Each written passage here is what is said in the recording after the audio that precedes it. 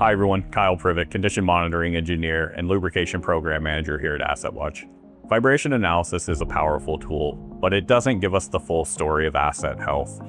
It won't be able to tell us if we have contamination in our oil. It won't be able to tell us if our oil is oxidized. It may not even be able to tell us if we're using the wrong oil in our assets. It may even struggle with identifying that we have wear occurring before oil analysis can pick it up.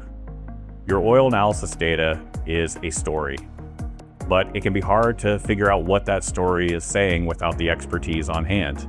Many sites struggle with having the manpower or the time to be able to decipher what this story is. Here at AssetWatch, we provide that oil analysis expert to really be able to fill in the blanks, connect all those dots, and give you that true history of what's going on with your assets.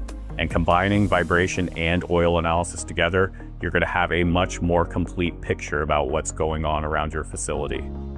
So if you'd like to learn more about the lubrication program, if you'd like to have much more valuable insights, please reach out to me or the AssetWatch team. We'd love to help you.